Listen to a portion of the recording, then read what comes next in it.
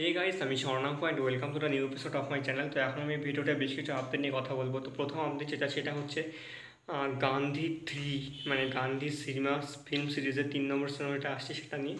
এই সিনেমাটা হচ্ছে একটা পাঞ্জাবি সিনেমা, যেই সিনেমাটার গল্প লিখেছেন হচ্ছে দেব খড়ত, এবং দেব খড়ত এই সিনেমার লিড অ্যাক্টর। এর সাথে আমরা রূপিন্দর রূপী ডাক্স অজিত সিংকে দেখতে পাবো। সিনেমাটা 30 আগস্ট রিলিজ করতে যাচ্ছে এবং এই সিনেমার 3জন ডিরেক্টর আছে, যার মধ্যে লিড ডিরেক্টর হচ্ছে ববি আউজেলা।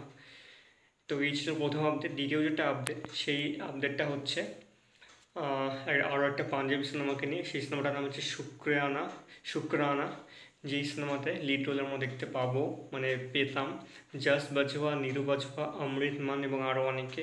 ডিরেক্টর ছিলেন এই সিনেমার সিমরজিৎ সিং এবং জগদীপ ওয়ারিং। এই সিনেমাটার গল্প লিখেছিলেন, সেটা 27শে সেপ্টেম্বর রিলিজ হওয়ার কথা ছিল এবং সেটার একটা টাইটেল পোস্টার তারা বের করেছিল, কিন্তু তার কিছুদিন পরে তারা চেঞ্জ করে কিছু সিনেমার রিলিজের পিছিয়ে সামনে বছর নিয়ে যাওয়া হয় 9 মে 2025-এ।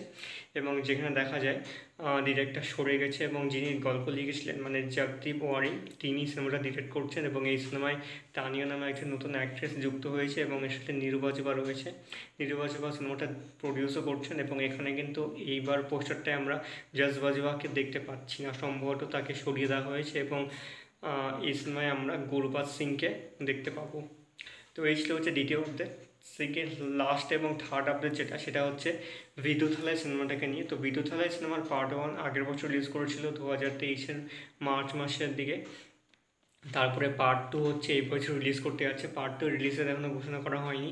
তো এই সিনেমাটা ডিরেক্ট করেছেন এবং গল্প লিখেছেন হচ্ছে ভেত্রী মারান, এবং ইলায়রাজা সিনেমার মিউজিক দিয়েছেন। এই সিনেমায় আমরা বিজয় সেতুপতিকে ছাড়াও অনুরাগ কাশ্যপকে দেখতে পাবো এবং গৌতম বাসুদেব মেনন, ভবানী শ্রী সুরি এদেরকে দেখতে পাবো। একটা পিরিয়ড ক্রাইম থ্রিলার সিনেমায় কাজটা হবে। তো পার্ট 2টা কিন্তু দারুণ হতে যাচ্ছে। পার্ট 1টাও কিন্তু দারুণ হয়েছিল এবং খুব পজিটিভ রিভিউ পেয়েছিল সবার কাছ থেকে। তো এই ছিল আজকে আপডেট। ভিডিওটা কেমন লাগলো অবশ্যই কমেন্ট করে জানিও। ভালো লাগে থাকলে অবশ্যই চ্যানেলটিকে সাবস্ক্রাইব করতে একদম ভুলবে না।